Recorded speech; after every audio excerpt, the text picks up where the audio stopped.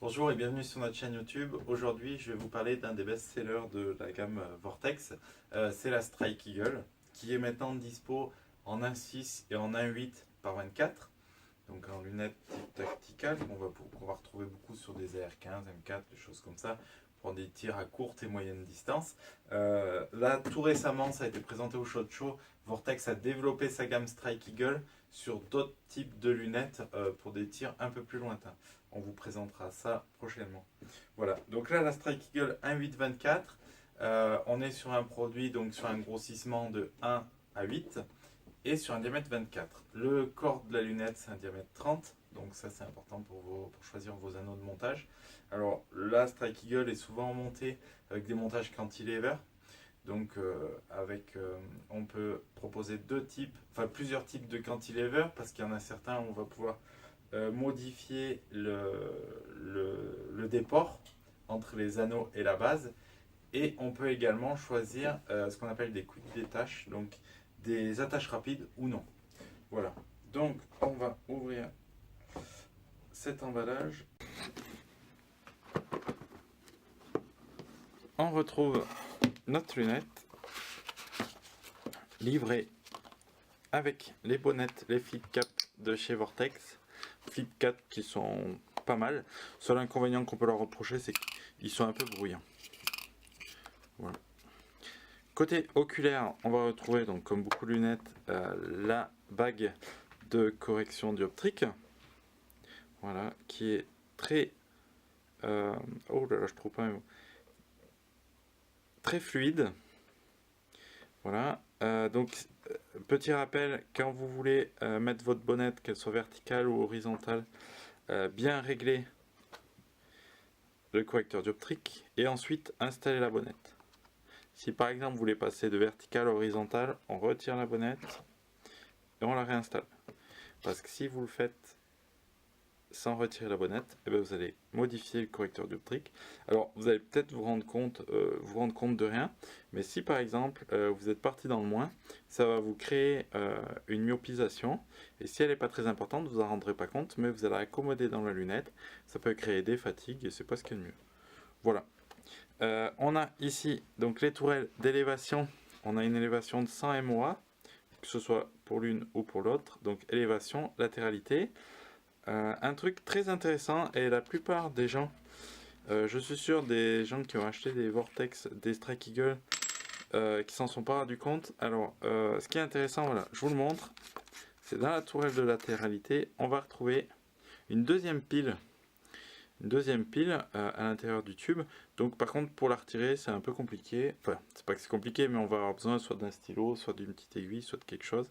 Je vous montrerai juste après. Au niveau des tourelles, donc les clics sont assez francs, et il est fourni, alors ça c'est un petit accessoire, un petit disque qui bouge si par exemple vous voulez prendre un point de référence ou un zérotage. Bon après c'est assez, ça vaut pas une bonne tourelle tacticale de zérotage. Voilà. Hop là, on va essayer de sortir cette pile. Donc c'est une petite habitude en fait. Ouais, avec un stylo, je pense que c'est mieux. Ou avec un petit tournevis. Hop.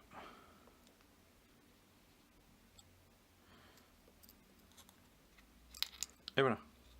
Notre deuxième pile de secours. Donc l'avantage, c'est que ça va éviter d'acheter tout ce qui est accessoire qu'on rajoute sur un rail Picatinny pour avoir une pile de secours. Là, elle est directement incluse dans la lunette, donc on a un gain de poids, pardon, et elle est très facile. L'accès est très facile. Voilà. Donc pareil, on a un disque également sur la latéralité. Allez, et dernier réglage. Bon, bien sûr, réglage, on n'en a pas parlé, on va en parler tout de suite, de la bague de grossissement. Donc c'est un grossissement de 1 à 8, donc très fluide également. Alors au départ, quand elles sont neuves, elles sont un peu raides, mais ça vient très très vite. Elles sont très fluides.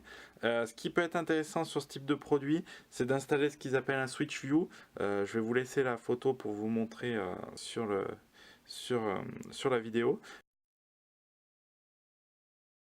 C'est une bague qui va venir, un collier qui va venir serrer la bague de grossissement avec une patte en fait qui va vous permettre de passer de moins à plus très rapidement. Donc c'est un peu plus rapide que quand on prend la bague à pleine main. Voilà. On va parler de la troisième tourelle. Donc la troisième tourelle, hop, c'est les 11 degrés d'intensité pour éclairer le réticule. Alors, comme beaucoup de produits sur les entrées de gamme de chez Vortex, on n'a pas de palier. Donc ça veut dire qu'il faudra revenir sur le 0 à chaque fois. Donc si par exemple vous êtes à 6, et ben on est obligé de descendre de 6 clics pour revenir sur le 0. C'est un peu dommage. Moi j'aime bien avoir un palier par exemple entre 5 et 6 ou 7 et 8. En fait des paliers à chaque fois. L'avantage c'est que vous êtes à 7, vous voulez l'éteindre, hop, vous passez à 0 en un seul clic et vous revenez très très vite sur votre intensité initiale. Voilà, donc on va y mettre une pile pour voir ce que ça donne. Bon alors pareil sur la petite protection, on n'a pas d'empreinte pour tournevis ou pour une pièce.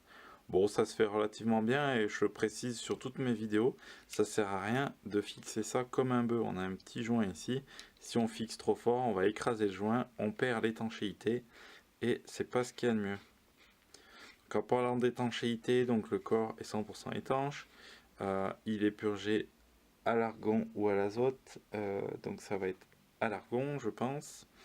On a un traitement anodisé qu'ils appellent multicouche, ça va permettre une efficacité un peu plus importante par rapport aux rayures, on va être plus solide, des choses comme ça. Un traitement anti-reflet multicouche donc également.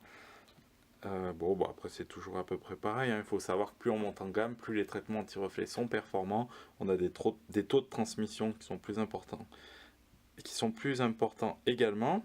Je vais essayer de vous montrer le réticule. Alors on va le mettre un peu fort.